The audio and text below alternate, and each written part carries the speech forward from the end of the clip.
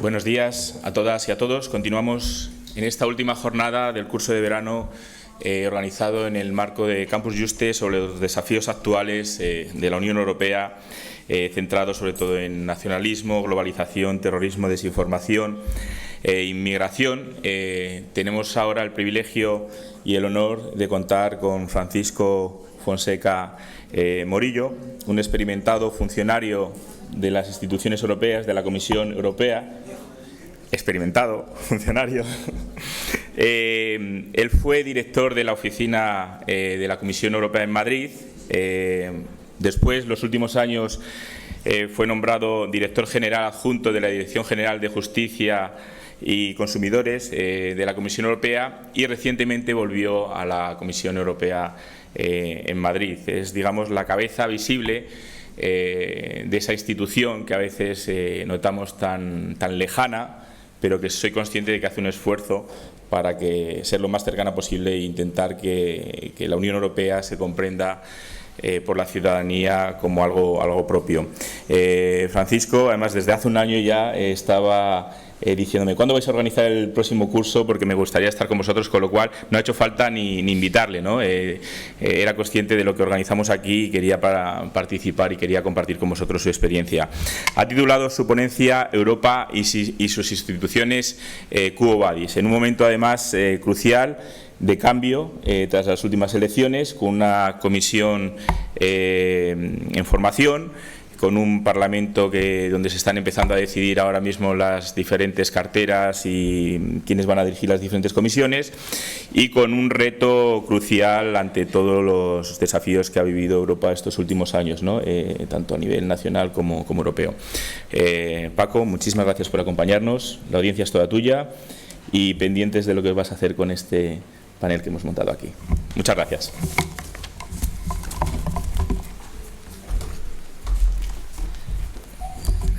Sí, buenos días.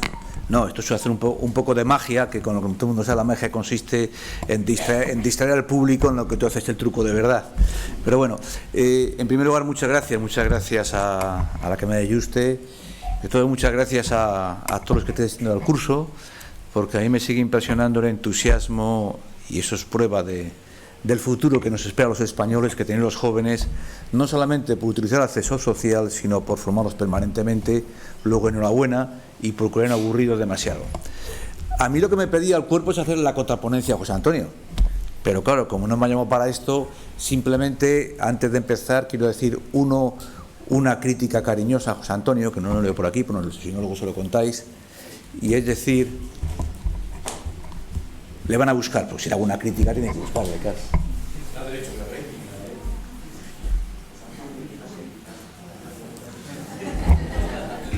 No te escapes tan rápidamente. Estaba diciendo que me ha gustado mucho tu ponencia, lo que me pedía al cuerpo era hacer la contraponencia, pero como no es posible, solamente voy a hacerte una crítica y un comentario. La crítica es que en tu aparato metodológico, en tu aparato científico, te has olvidado, para explicar tu ponencia, del más importante filósofo en el siglo XX en estos temas, Groucho Marx, cuando decía, estos son mis principios, si no les gustan, tengo otros. Y el comentario es que yo no iría, esto se va a hacer provocativo, pero yo no sería tan negativo con respecto al concepto del despotismo ilustrado. Y me parece que, y luego me explicaré si queréis, me parece que algunas preguntas que he oído por aquí sobre el artículo 7, su aplicación en Polonia y en Hungría, van exactamente en ese sentido. Si una institución encarna esa noción del sentimiento, entre comillas, aristocrático a la Platón, o la encarnación del despotismo ilustrado, todo el mundo diría que es la Comisión Europea. Pero es que a mi modo de ver, en este trípode entre democracia, derechos fundamentales y Estado de Derecho, lo que es fundamental es darnos cuenta que la democracia representativa tiene una parte de procedimiento fundamental, sin el cual es mucho más fácil caer en los populismos. Y esta parte de respeto procesal, esta parte de respeto a la regla del Estado de Derecho, a la independencia del Poder Judicial, a la separación de poderes, de respeto a las reglas preestablecidas para cambiarlas desde dentro, y en este país creo que sabemos algo de eso, es fundamental. Y a veces un regulador independiente, alguien que, bueno, se reclama con cierta vergüenza heredero, en el buen sentido de la palabra, del despotismo ilustrado, también tiene sus ventajas. Pero sobre esto discutiremos después, tenemos toda la mañana. Pero fijaos, en base a una mula testaruda surgida dentro de la Comisión, el vicepresidente Frans Timmermans, en una situación de, procesalmente hablando, de secretismo absoluto. Durante estos 3 años, 2014, hemos trabajado con Timmermans 5 personas. Y yo no era el más implicado, había un director francés, una persona que trabajaba para él y 2 personas más que supervisábamos. 4 más él y su jefe de gabinete. Hemos estado durante 4 años casi viviendo en Varsovia. Hemos soportado de todo, casi como si fuéramos futbolistas famosos, pero en el mal sentido. Con una gran discreción, no se ha puesto ninguna medalla y al final, Polonia ha tenido que torcer el brazo.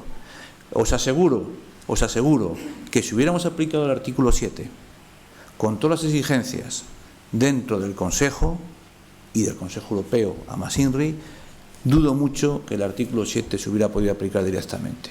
Ha sido este déspota ilustrado, que es la comisión que me ha hecho eso. Ya sé que estamos de acuerdo, pero es un poco para provocar el ambiente. Bueno, voy ya, porque se me pasa el tiempo y porque quiero dejar el tiempo al diálogo. Yo quería proponeros un pequeño juego, que es a lo que estoy aquí. En primer lugar, yo quería, cuando hablo del futuro de instituciones europeas, quería plantearos una tesis. Y la tesis es para mí evidente. ¿Por qué estamos hablando de cuál es la agenda estratégica que necesitamos? ¿Por qué estamos hablando de hacia dónde vamos Europa? La tesis para mí es muy sencilla. Porque todos los estados europeos, que se llamen Alemania o que se llamen Malta, se han hecho demasiado pequeños para competir en el mundo global. Hace 10 días celebrábamos el acuerdo comercial con el Mercosur. Pero fijaros, en el Mercosur va a tener el acuerdo Unión Europea-Mercosur va a tener un espacio territorial de 13 millones de kilómetros cuadrados. Nosotros somos escasamente 4,5 millones de kilómetros cuadrados. Somos la única zona del mundo que se define, entre otras cosas, por un concepto, el de la urbanidad. Somos un conjunto de ciudades-estados que nos estamos creando. Tenemos una cohesión territorial, una densidad demográfica inexistente fuera de Europa. Somos un continente que ha creado la situación actual, pero que no tenemos materias primas, que nos hemos hecho conformados sobre la base de intentar la hegemonía entre nosotros. Pues bien, hoy la hegemonía en el mundo global está fuera de Europa. Ni tenemos un potencial de riquezas, diría casi pornográficas, como puede ocurrir en el caso de África, ni tenemos un potencial o explosión demográfica para, como Malthus, decir aquí está mi futuro. Somos una sociedad envejecida y además que nuestros grandes competidores, Estados Unidos, China, nos ven como competidores, en el mejor de los casos, más que como socios. Y la tesis es, si Estados Unidos, si China nos ve como competidores, nos ve como rivales, ¿por qué? ¿Porque Alemania y España son competidores o por lo que representa potencialmente la Unión Europea? Esta es mi tesis. No hay solución, ni como españoles, ni como franceses, ni como alemanes, a los grandes retos. A la amenaza del unilateralismo, en el cual siempre seremos perdedores. Europa no tenemos la capacidad militar que pueden tener Estados Unidos o China. Europa no tenemos la capacidad de hacer una revolución industrial en el 5G porque no tenemos las materias primas, que no están aquí. Podemos ser socio, colaborador necesario. Pero allí donde somos los mejores es como decía Hércules Poirot, el detective de Agatha Christie. Lo que nos define es la gran concentración de neuronas por metro cuadrado. Y ahí es donde tenemos que hacer un esfuerzo, porque si la tesis es que en el mundo global los estados son todos demasiado pequeños, tenemos que conseguir que tengamos frente a los demás, somos competidores en este mundo multilateral porque creemos en el multilateralismo. A nosotros cuanto más libre comercio mejor nos va, porque frente al cambio climático tenemos la oportunidad no solamente de ser los líderes morales, sino de ser los más adelantados en tecnología. Un elemento que nos sabe, por ejemplo, uno de las raras áreas en las que estamos muy por encima en I+D de los competidores es en el tema de la fusión fría, lo cual efectivamente podría ser una solución para el cambio energético. No podemos competir por separado, que se lo digan a Finlandia, en materia de inteligencia artificial y economía digital. No os olvidéis que hace 10 años la gran empresa dominadora mundial era finlandesa, Nokia. Era finlandesa, ya no existe. Tenemos que actuar juntos. No podemos individualmente pensar que vamos a frenar los movimientos migratorios masivos, teniendo en cuenta que África y el Mediterráneo es nuestro río grande y que África va a doblar su población en los próximos 30 años. África va a crecer hasta 2.500 millones de personas con menos terreno fértil a causa del cambio climático. No podemos gestionar esto poniendo muros de 20 metros y si no, a todos los que somos enamorados de Tolkien sabemos lo que pasó, que al final siempre todas las murallas se terminan por derribar. Esta es la tesis. ¿Cuál es la antítesis? Entrando ya, y José Antonio lo explicaba muy bien, entrando ya en el núcleo de mi exposición.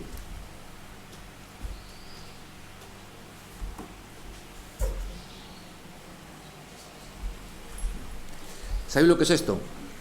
Esto es un economista llamado Rubrik quien se lo ha inventado. Por cierto, a los que os interese lo recomiendo. En Google ponéis el trilema de Rubrik, es un economista del Fondo Monetario Internacional y lo tenéis desarrollado. ¿Cuál es mi antítesis?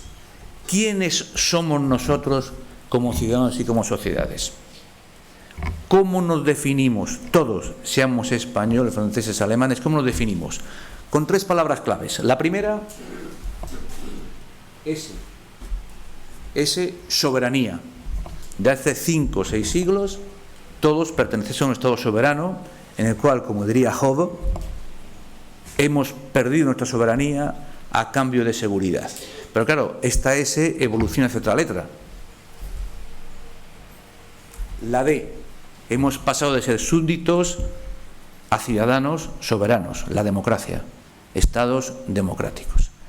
Y en el siglo XX y XXI, como somos demasiado pequeños, Europa se conforma con una tercera letra.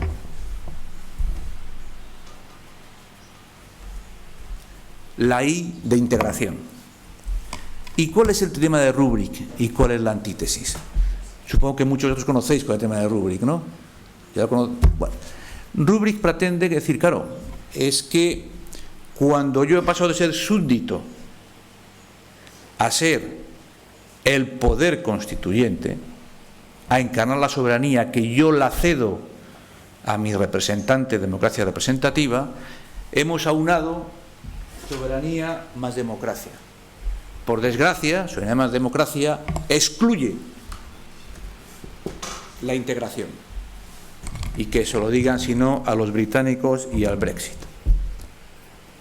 Si mi tesis es cierta, que todos somos demasiado pequeños para competir en el mundo global, entonces lo que hemos pasado es a decir, bueno, pues como ya somos sociedades democráticas, que es lo fundamental, habrá que combinar democracia más integración. Pero eso, de acuerdo con Rubrik, excluye la soberanía, porque eso es la negación de lo que nos define, el Estado-nación.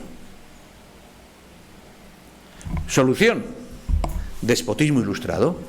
Vamos a combinar soberanía e integración, pero entonces excluimos la democracia. Pues bien, esta es la antítesis, pero creo que es falsa, que habrá que establecer la síntesis. Y eso es lo que yo pretendo hacer. Necesitamos que todos nos creamos que Europa es un nuevo pacto democrático. Todos conocéis la doble legitimidad, los pueblos, los estados, todos la conocéis, pero que realmente construyamos en torno a ella un nuevo pacto en el cual la regla fundamental es, por supuesto, instituciones legítimas y democráticas, y para eso habrá que hacer un pacto entre Bruselas y las capitales sobre quién hace quién a nivel institucional, basarnos naturalmente en los derechos fundamentales. Si los derechos fundamentales, sin el respeto a los derechos fundamentales, a las libertades, sin el respeto a los valores como la igualdad, no seremos nadie. Y necesitamos establecer nuevas reglas procesales para ver cómo nuestro Estado de Derecho funciona. Y todo esto es lo que tenemos que hacer sin más dilación si queremos continuar en el pelotón principal o entre los escapados del Tour de Francia. De momento, a los que gusta el ciclismo, tengo la impresión que en Europa usamos una táctica ciclista muy conocida. Hacemos la goma. ¿Sabéis lo que es hacer la goma? Cuando un ciclista no puede más, entonces le deja un poco el pelotón, hace un esfuerzo, se pega, resiste. El último, hacemos la goma. Pero tenemos que hacer algo más que la goma. Y el nuevo cambio de ciclo institucional es fundamental. Y en este cambio de ciclo institucional, yo creo que no hay por qué decir, no, la democracia europea es a costa de la democracia nacional. No lo creo. Yo creo que nos hacen falta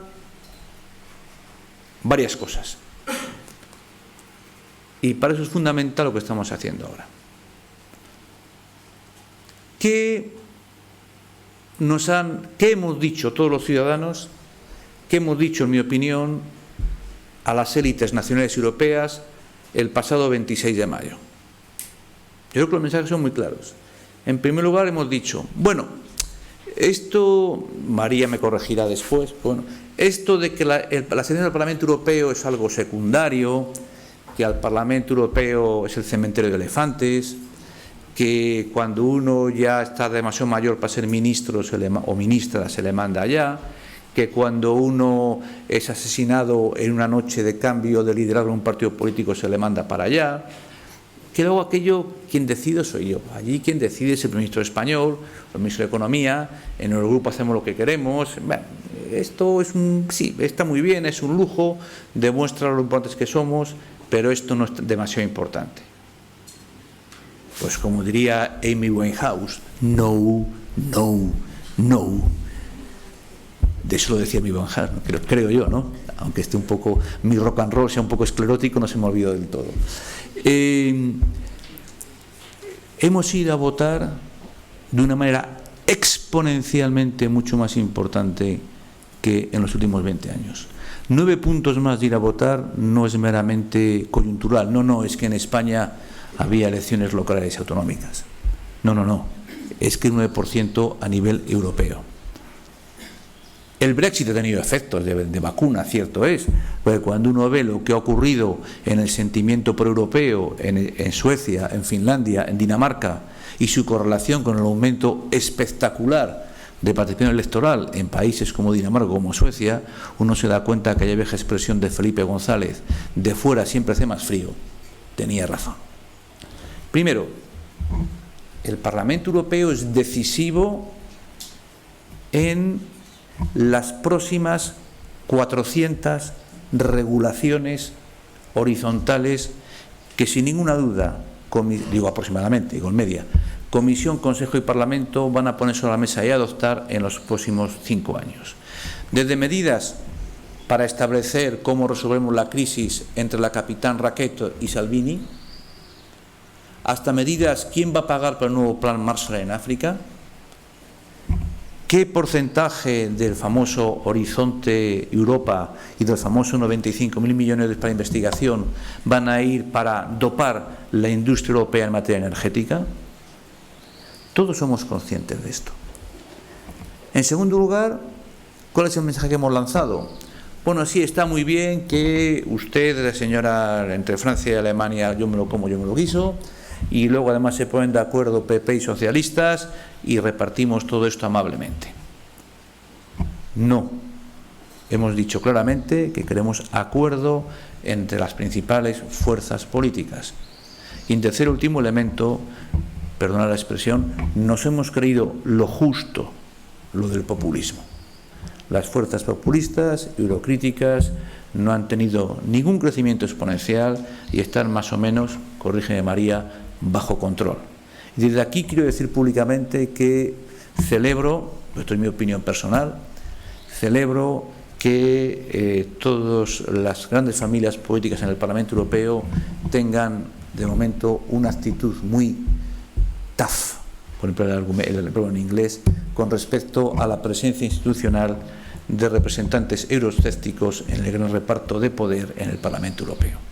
Dicho esto, por supuesto, yo nunca me oiréis demonizar a nadie, porque yo creo que es mucho más importante que los eurocríticos estén dentro e intenten vender sus ideas con las mismas reglas, a que practiquen el populismo y el tuiteo desde fuera.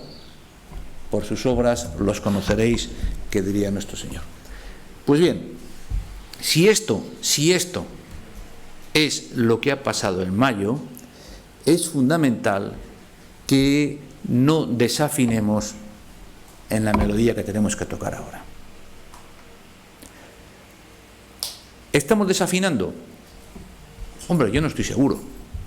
Ya sé que esto forma parte del despotismo ilustrado bastante incomprensible. Yo sé que Sánchez, Macron, Merkel se han cargado el procedimiento de los Spitzenkandidaten. O no, porque, y de nuevo me vuelvo aquí hacia María, pero yo apostaría que probablemente el mejor arma que tiene la señora von der Leyen para ser aprobada por el Parlamento Europeo es que se comprometa bajo juramento, como la jura Santa Gadea, a que dentro de 5 años los Spitzenkandidaten estarán dentro de un instrumento jurídico, whatever that means, pero bueno, y que eso forma parte de todo, porque si algo consigue la Comisión es terminar por convertirse en el honest broker en las diferencias entre miembros del Consejo y primeros ministros en el Consejo Europeo. En segundo lugar, nos hemos cargado los Spitzenkandidaten. Yo lo único que sé es que en el año 2014 hubo un vencedor claro de las elecciones al Parlamento Europeo. Y claro, porque el candidato perdedor, el candidato socialista, desde la noche cero dijo: el único presidente posible será Jean-Claude Juncker. Cosa que, por cierto, no he oído decirlo tan tajantemente al Parlamento Europeo esta vez. Dos, es evidente que un acuerdo PP socialista será imposible y aquí había que dar juego a las diferentes familias políticas y sobre todo a la familia emergente, que es la familia liberal. ¿Y qué ha hecho el Consejo? El Consejo ha cogido el artículo 17 y ha dicho: el Consejo Europeo, teniendo en cuenta todas las elecciones al Parlamento Europeo y tras las consultas apropiadas, propondrá un presidente al Parlamento Europeo. Y fijaros, lo que ha hecho el Consejo Europeo es ponerse a discutir sobre el presidente de la Comisión Europea en forma, y perdón por la expresión, parlamentaria, puesto que las 3 grandes familias políticas han nombrado 2 negociadores para ponerse de acuerdo. Y que el primer pacto que intentaron fue un pacto típicamente parlamentario. Me pongo de acuerdo tal y proponemos a Timmermans, porque es cierto que Timmermans, pues probablemente el candidato socialista, Spitzenkandidaten, por cierto, tendrá, está mejor visto por verdes, por liberales, en fin, llegaremos a un pacto. Pues yo digo en clave parlamentaria. ¿Qué ocurre? Que al final, por eso digo, Europa no es democrática. Este modelo racional de despotismo ilustrado salta por los aires porque a las 3 familias políticas les han dicho no los díscolos. en las tres familias políticas. ¿Sabéis que la señora von der Leyen no ha podido ser designada por unanimidad porque Angela Merkel, quien la propuso, tuvo que abstenerse porque los socialistas no la querían? Hombre, yo no sé si nos hemos cagado los Spitzenkandidaten o no. Yo estoy convencido, ya veremos si me invitan la Cámara de Justicia, no se cansen de mí dentro de 5 años, si tengo razón o no. Estoy convencido que el Spitzenkandidaten formará parte no solamente del paisaje político, sino de algo que será discutible, será discutido jurídicamente en estos próximos 5 años. ¿Qué es lo que va a pasar ahora? Yo no me sorprendería que la votación para aprobar a la señora von der Leyen, pero María sabe mucho más que yo. Te prometo que cuando usted también hablaré yo, diré. Voy a hacer una enmienda a la totalidad. Vale. No me esperaba menos. Yo no me sorprendería que se postergara el voto hasta septiembre. El artículo 17 lo permite, del tratado, y no nos olvidemos que la señora von der Leyen tiene que tener una masa crítica de entre 450 diputados que le dicen, bueno, me caéis bien, para que la gente para que se caigan unos cuantos y al final tenga los 376 necesarios. Lo cual va a complicar mucho la composición de la comisión. Si esto es así, no me extrañaría que la comisión, que suceda la comisión Juncker, no pueda entrar en funciones el 1 de noviembre, porque todos estamos de acuerdo además que si esto se posterga hasta septiembre y si luego además hay que empezar a hacer unos hearings que serán muy dificultosos, muy complicados, pues casi que esperamos el 1 de noviembre para que ya no estén los 73 eurodiputados británicos. Yo creo que la tentación está ahí. Creo que esta comisión va a ser mucho más política que nunca, porque si la presidenta von der Leyen sobrevive al proceso de aprobación por el Parlamento Europeo y sobrevive con dos constituencies completamente diferentes. Por un lado, la necesidad de tener una mayoría solo en el Parlamento Europeo y por otro, la necesidad de tener no solamente a la pareja franco-alemana de acuerdo conmigo, sino también a la familia liberal conmigo, vamos a tener que tener un número de comisarios, una lista de comisarios, que a mi modo de ver, primero, será mucho más igualitaria en términos de géneros que hasta ahora, si no es una complicación doble, y en la cual la señora von der Leyen tendrá que ser mucho más estricta con respecto al currículum tibio europeo, por decirlo de manera elegante, que pudieran tener algunas propuestas de algunos Estados miembros. Pues yo creo que será mucho más política de lo que yo creo. En cualquier caso, que la Comisión Europea comience el 1 de noviembre o comience en Navidades, tampoco es algo absolutamente tremendo. ¿Qué tienen que hacer las instituciones? Para volver al principio, despotismo ilustrado, democracia, etcétera. Yo creo que hay dos cuestiones fundamentales que tenemos que poner sobre la mesa y que son fundamentales para saber quo vadis European Institutions. El primero es, naturalmente, el acabar con los vetos. Vuelvo a la cuestión del Estado de Derecho. No os podéis bueno, esto no debiera decirlo, pero la impresión que he tenido estos 4 o 5 años es que todo el mundo nos aplaudía diciendo, pero ya sabéis cuáles son los límites, ¿no? Al final os pararéis. Y esto, con un sistema de unanimidades, nunca pasará. La Comisión ha propuesto en septiembre del 18 utilizar la pasarela del artículo 48, párrafo 7, para pasar a manera cualificada la política de defensa, con ciertos frenos de mano, naturalmente, y todo lo que es fiscalidad. Europa, para ser creíble, y sobre todo cara a los ciudadanos, necesita que su manera de financiación pase del despotismo ilustrado a un sistema comprensible. Eso exige nuevos recursos propios, no adicionales, no recargos sobre los nacionales, sino recursos propios que entendamos, de la tasa del plástico a la tasa Tobin, de tasas vinculadas a la economía circular a una armonización del impuesto de sociedades. Y eso no lo podemos hacer por unanimidad. Con la actividad británica tenemos que buscar cada año más o menos, hay que pagar cada año más o menos entre 10.000 y 15.000 millones de euros, y además habrá que tener un colchón más para necesidades crecientes.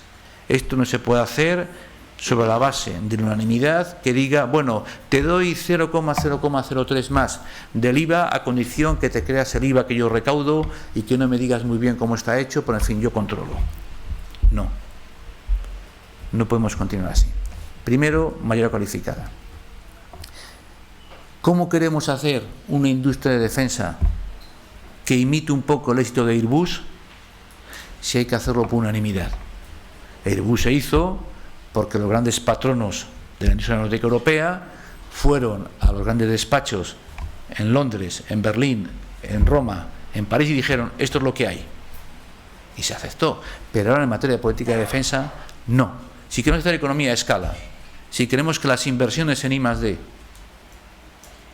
sean efectivas, no podemos permitirnos tener 17 modelos diferentes de fragatas y destructores, 10 o 11 modelos diferentes de cazabombarderos, armamento ligero con munición de diferente calibre, porque al final, ¿qué pasa? Al final que compramos la munición que se fabrica overseas, que es la única que es compatible entre todos. En fin, esto es una pequeña broma, pero me habéis entendido. Segunda gran cuestión fundamental, las instituciones, un concepto que es muy difícil de traducir al castellano, que es el concepto de la accountability. Yo quiero que las instituciones seamos capaces de decir, respondemos ante los ciudadanos, y que es visible cómo se responde. Y para esto yo creo que hay cosas importantes. Mucha gente me ataca y me dice, el sistema no es democrático porque la comisión guarda poderes, que Juan Antonio tiene razón, se corresponden con el príncipe ilustrado del despotismo. Para empezar, el famoso monopolio de iniciativa. Ya es hora que el Parlamento Europeo tenga iniciativa legislativa.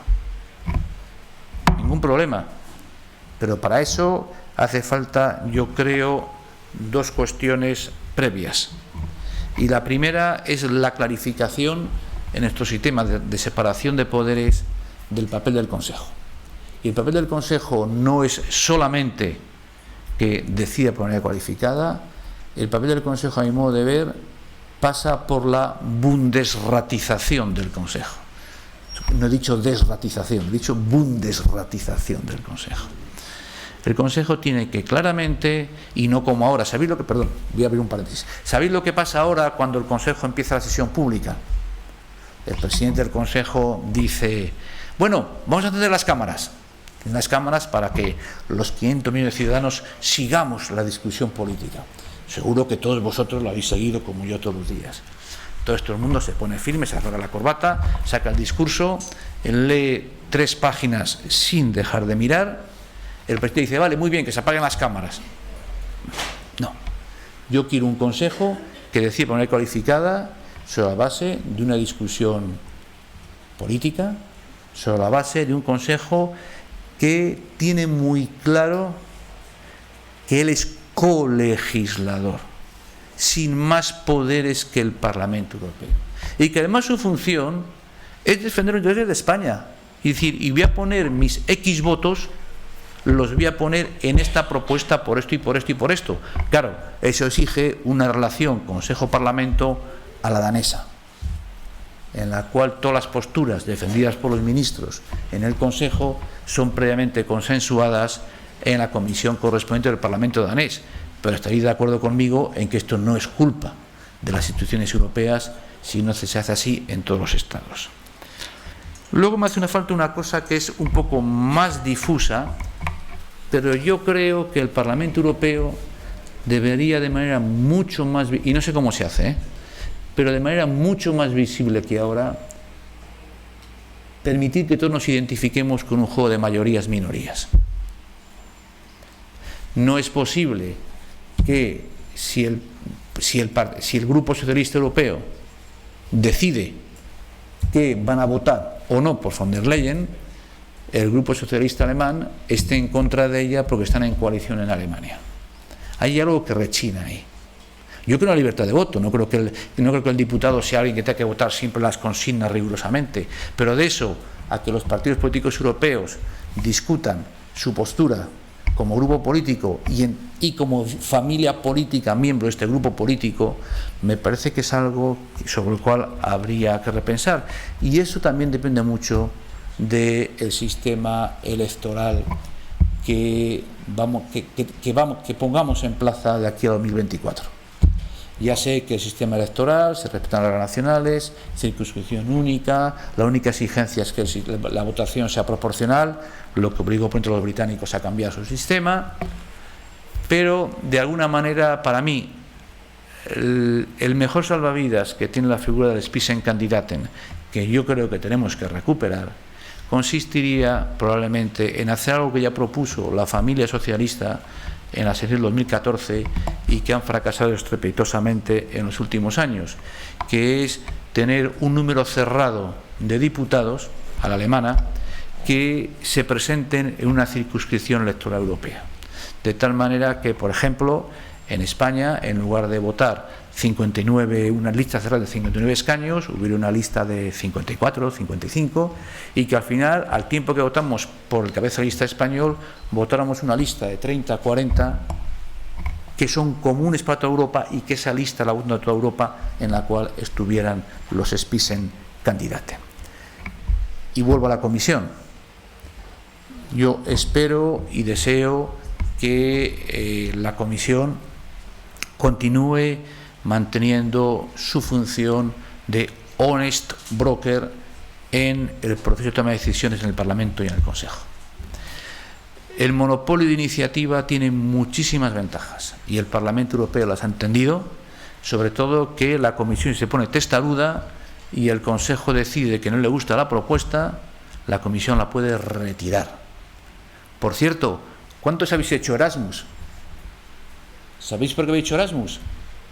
Porque en el año 87 Manuel Marín retiró de la mesa del Consejo la propuesta de decisión Erasmus, porque aquello está cometiendo un engendro incomprensible. Y a los 3 meses le pidieron que la volviera a presentar, porque la única institución que puede presentar propuestas es la Comisión Europea. Si no conocéis la anécdota, pues os la cuento yo ahora. No es un arma excepcional, una arma atómica, pero el hecho que la Comisión diga no me gusta lo que quiere hacer el Consejo en materia de derechos procesales en el ámbito de la cooperación judicial penal, de directivas que negoció en los últimos 3 años.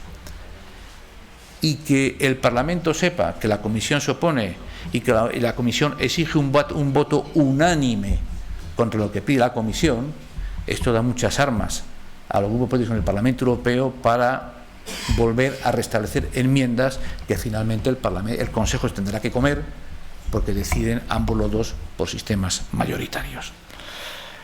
Creo además que la Comisión debería evolucionar mucho más hacia un sistema político para el cual olvidaos de una comisión más pequeña a la de un comisario por Estado miembro. Este sistema está en el Tratado de Lisboa, es una trampa. Había una cláusula que decía, salvo que el Consejo decida lo contrario, y en cuanto Irlanda dijo, ¿cómo? ¿Que yo me puedo quedar sin un diputado, sin un comisario? Pues voto que no al tratado, votaron que no.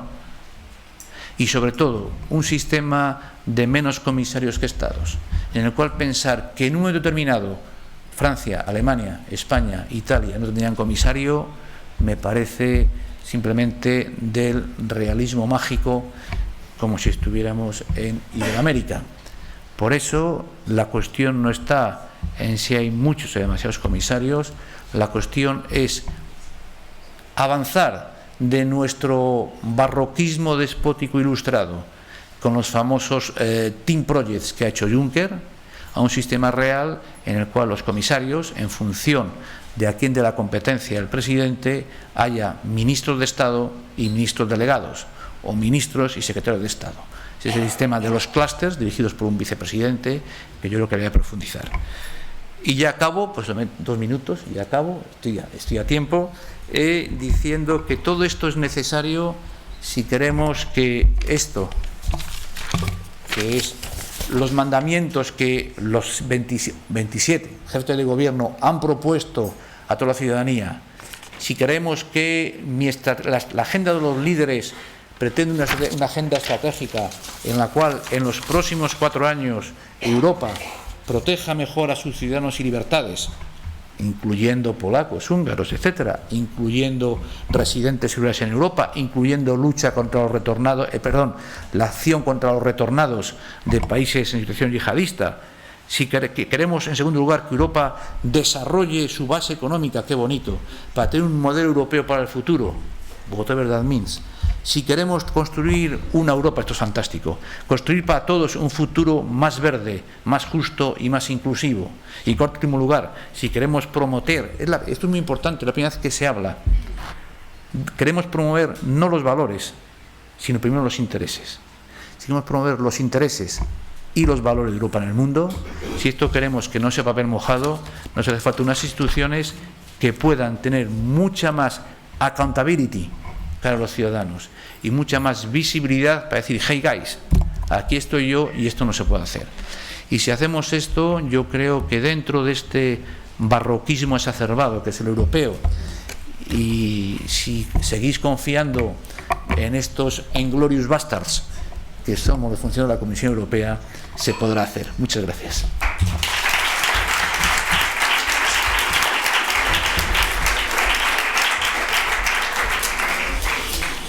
Muchísimas gracias, Paco. Sin duda, ese análisis, ¿no?, desde la experiencia dentro de las instituciones, esa apuesta que haces porque las instituciones sean más fuertes, ¿no?, y porque tengamos más confianza en ellas.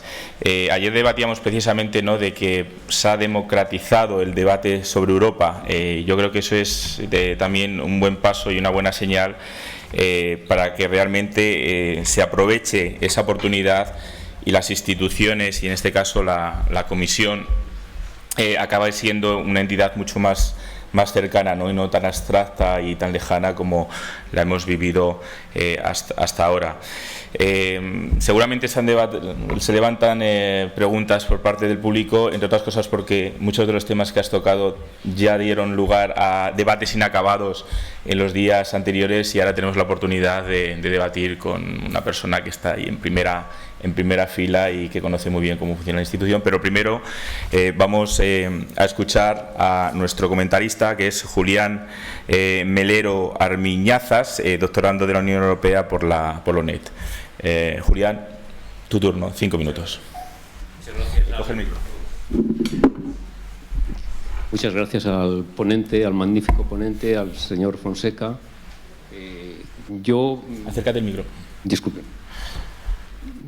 Yo creo que voy a tocar la exposición final que ha mencionado él, por resumir, aunque no necesita resumen, porque yo creo que ha hecho el resumen, lo ha hecho él perfectamente. Y empezando por la experiencia que ha sido positiva del resultado electoral, él ha profundizado en los avances que nos corresponde hacer en los próximos años, ¿no? Él apuesta por que se rompa los acuerdos por unanimidad, la accountability, que es la separación de poderes dentro de las instituciones de la Unión Europea, el cambio en el sistema electoral para que el Parlamento Europeo represente mejor todas las opciones políticas que hay en Europa, y yo creo que lo que él quiere hacer de alguna forma es confiar en esa agenda estratégica, en ese proyecto de futuro. Ha creado un clima de confianza y positiva en el futuro que nos corresponde construir entre todos. Yo, una vez resumido muy brevemente, porque creo que lo que merece la pena es escuchar a los compañeros sus preguntas, y voy a ser un poco el elemento crítico de qué es lo que veo yo en este tema. Yo creo que en la ciudadanía, en este proceso un poco eterno de construcción europea, se ha instalado una idea de que esto no avanzamos, que avanzamos muy lentamente, que el sistema de la Unión es muy farragoso, el centralismo que supone estar la capital en Bruselas, lo mismo que otros centralismos que existen en el Estado, en los Estados-nación europeos, el alejamiento de las políticas que dependen de lo que se diga en Bruselas cada vez más, como él ha apuntado muy bien, la falta de símbolos europeos dentro de la educación o la formación de nuestros estudiantes, de nuestros ciudadanos, como puede ser la bandera, que aquí preside este acto, o un himno común, son símbolos de identidad que pueden ayudarnos a sentirnos partícipes de ese proyecto. No lo digo yo, digamos como ponencia crítica hacia mí, sino como europeísta y federalista que me considero, eso lo tengo asumido. Estamos en un ambiente académico y entonces los que estamos aquí somos europeístas convencidos, pero críticos. Pero conocemos las dificultades, sobre todo de comunicación, por parte de los responsables comunitarios, que son también nuestros responsables, que tenemos que hacer los propios. Yo tuve oportunidad, por ejemplo, de estar en Bruselas y ver la oficina del Parlamento Europeo, y veo que hay un gran despliegue de medios de comunicación enorme. Aquello es impresionante. Yo creo que si tenéis oportunidad de visitar Bruselas, yo creo que podríais disfrutar de cómo es lo complejo que es ese mundo, cómo se desarrolla, vamos, que la cantidad de personas que se mueven en ese distrito político. Sin embargo, en los medios de comunicación nacionales, Europa no existe. Se explica, ellos, nuestros representantes, hacen mucho, pero no se les ve. En nuestros propios medios nacionales no se les da presencia y ellos trabajan, y he visto cómo trabajan.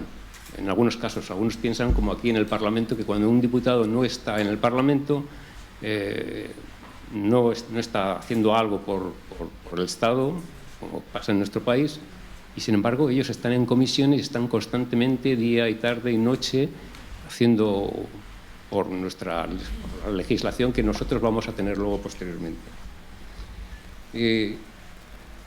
Europa es una potencia normativa y veo que lo que percibe el ciudadano es la multiplicidad de voces, que él ha acudido ha citado, la lentitud en la respuesta, la falta de definición de algunas instituciones políticas de nuestra Unión, pues dificulta también la comprensión del ciudadano, pues alto representante de la Unión Europea para política exterior y de seguridad común.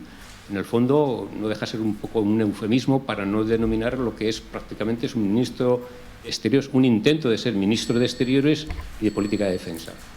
Entonces, todas esas aclaraciones, ellos lo intentan, pero no es posible, no llega a la ciudadanía. Nosotros tenemos que ser portavoces de esa construcción de la Unión Europea y nos toca responsabilizarnos también un poco de divulgar esas instituciones a las cuales trabajamos ellos como funcionarios y nosotros como ciudadanos. Pues muchas gracias, Julián. Bueno, ha sido sobre todo más una defensa, ¿no?, de lo que has expuesto, una opinión bastante a favor desde el conocimiento, ¿no?, y la experiencia que has tenido. Sí que es verdad que no dejamos de decir que la Unión Europea es algo único en el mundo. La Unión Europea es un proceso totalmente nuevo que no hace más que añadir un nivel más a esa gobernanza a la que tradicionalmente estamos acostumbrados, y de ahí quizás su complejidad, porque no dejamos de adaptarnos constantemente. No sé si quieres mencionar algo al respecto de lo que ha dicho el comentarista o abrimos. Creo que podemos pasar al diálogo, porque lo que ha dicho Julián, efectivamente, pues y centralismo y lejanía, pues sí, bueno, pues efectivamente cuando tú estás legislando para 500 millones de personas en Bruselas, pues efectivamente Algeciras o Vilnius quedan lejos. Eso se soluciona haciendo mucho más política y mucho menos querer quedarse en el secreto de Versalles con la negociación. Y estamos en ello, lo que es una vuelta atrás. Y comunicación, bueno, pues María y yo estamos todo el día de la ceca a la Meca. Hacemos lo que podemos, ¿no? Muy bien. Intervenciones, preguntas, dudas por parte del público. Vamos a ver, no, así. A ver, Alejandro quiere decir algo. Está encendido. Primero, enhorabuena, gracias.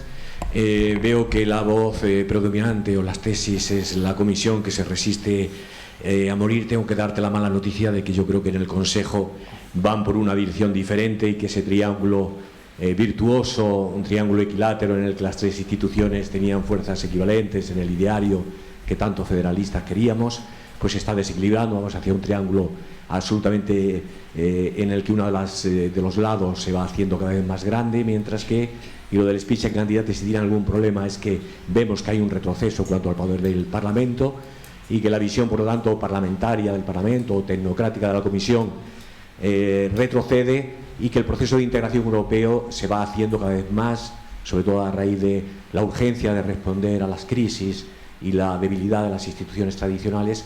Pues el Consejo está tomando un protagonismo creciente y lo están teorizando. Mi pregunta es, seguro que conoce los libros de Luc van Middelaar, donde se está poniendo en circulación un nuevo modelo de procedimiento que no sea el método comunitario, donde había un equilibrio entre las tres instituciones y donde la Comisión, efectivamente, el poder de iniciativa y la capacidad de retirar os daba la capacidad de monitorizar también el proceso de construcción, pero ya desgraciadamente el método de la Unión que se aventura es de una integración europea donde el intergubernamentalismo va ganando, y no es que sea mejor o peor, es que va a ser diferente. Me gustaría saber cómo lo veis, pero yo, sinceramente, la mala noticia es que veo que el triángulo cada vez está más desequilibrado. Sí. ¿Alguna otra intervención antes de o le das respuesta a Alejandro? Sí, es que estaba... Alejandro, muchas gracias. Yo lo único que no he entendido bien en tu pregunta es cuando dices que el intergubernamentalismo está ganando o está de regreso, cuando no ha sido así. Yo creo que paradójicamente, en estos momentos, las instituciones que no encarnan el interior de los Estados somos, y digo claramente, mucho más fuertes que nunca. Y por eso me parece que no es ajeno que en términos puramente de comunicación salga siempre, y no voy a identificar aquí el origen, la crítica de ustedes son tecnócratas y no tienen ningún mandato democrático, el Parlamento Europeo es un parlamento de segunda categoría, aquí quien decidimos somos los estados fuertes y hay estados que estamos peleando por estar al mismo nivel que Francia y Alemania. Esto siempre ha sido desde el principio y esto ha funcionado, método comunitario, veo tu pregunta, esto ha funcionado sobre la base, oiga, usted vaya haciendo cosas y no me toque las cuestiones que son del domaine reservé de los estados. ¿Cuál es el dilema? Es que ahora ya forzosamente no podemos dedicarnos a garantizar que el Ribera de Duero o el Rioja o la Vega del Guadiana están protegidas frente al vino chileno, que también. Ahora nos tenemos que ocupar de cosas que son profundamente políticas. Yo no creo que el triángulo se esté desequilibrando en exceso por un motivo muy sencillo, y vuelvo a mi noción, el honest broker. Si los estados se cargaran a la Comisión, tendrían que reinventar la alta autoridad de la CECA, una autoridad de regulación independiente, por un motivo muy sencillo, porque no se fían entre ellos. Y la mejor prueba es que el método intergubernamental, te habla de Van Middelaar, naturalmente, esa que luego te lo pasaré porque acabo de fotocopiar un artículo anti-Van Middelaar de un profesor francés, la experiencia de la integración en el seno de la Unión Europea, dice el debilitamiento, entre comillas, del método comunitario, para que veas que dentro de la academia incluso hay Van Middelaar y anti-Van Middelaar, pero la gran diferencia es que el método intergubernamental, bueno, las cosas serias las hacemos los estados, tiene un nombre: Agenda de Lisboa, método de cooperación abierta. Y un resultado: fracaso absoluto, porque no hay ningún técnico de laboratorio que vea cuáles son los resultados del experimento. Ese técnico de laboratorio es la Comisión Europea bajo el control del Parlamento Europeo, que si no le gusta, hacer consejo, podemos, desde el punto de vista técnico, desde el punto de vista político, contradecirlo. Esta tensión seguirá existiendo, pero yo no creo que estemos más desprotegidos ahora que antes, al contrario, que estamos más protegidos. Y vuelvo a mi ejemplo, que es provocador, es el Estado de Derecho. Un vicepresidente de la Comisión Europea ha conseguido que el Tribunal de Justicia Europea le diga a Polonia: señores polacos, ustedes no pueden cambiar el sistema de designación de los jueces en Polonia, porque eso va contra el principio de separación de poderes y es contra el artículo 2 del tratado. Usted, en un tema de derecho constitucional polaco, no es soberano para hacerlo, la cosa de la Unión Europea. Y eso, insisto, lo ha conseguido no la Comisión, sino un vicepresidente. Luego creo que seguiremos defendiéndonos. Muchas gracias, Paco. Nos quedan unos minutillos. Si hay alguna cuestión, aquí adelante, por favor. Te llega por detrás, por la izquierda, por la derecha. Sí. ¿Está encendido normalmente? Sí. ¿Te levantas, por favor? ¿Te presentas? Claro. Hola, me llamo Patricia, soy extremeña. Hace tiempo que terminé los estudios universitarios, pero cursé en la Escuela Diplomática los cursos de política de la Unión Europea. Y bueno, fueron muy interesantes y sigo teniendo dudas desde aquel momento acerca de ciertas cuestiones. Bueno, me sorprende que nadie tenga preguntas acerca de la Comisión y las instituciones. Aquí hay... Que intimido mucho. Es que yo, con todo el corazón, creo que se tiene esa sensación, pero se tiene siempre frente a miembros de la Comisión. Es una pregunta sencilla, una pregunta muy sencilla. Quería, de verdad, con mucha sinceridad, quería saber cuántos miembros de la Comisión, del Consejo y del Parlamento son mujeres y cuál es la edad media de las tres instituciones. Ya está. Muchas gracias. Pues, en esto, creo que habría que consultar al tío Google con respecto a la media de edad. Pero bueno, con respecto al número de mujeres presentes en la Comisión, en este momento son 10, si no me equivoco, sobre 28. Y lo importante no es 10, porque es que a veces se piensa que la Comisión no tenemos alma. Os recuerdo que en agosto del año 2014, el presidente aprobado por el Parlamento Europeo, el señor Juncker, ante la vista de candidatos a comisario que le proponían los Estados, fue al Parlamento Europeo el 1 de septiembre y dijo: señores, no pienso aceptar esta lista porque entre 27 comisarios solamente me aparecen 3 mujeres. Y obligó a cambiar la lista. Y hubo estados que tuvieron que cambiar un hombre propuesto por una mujer para llegar a las 10 actuales. Y estoy convencido que esto es simplemente imparable.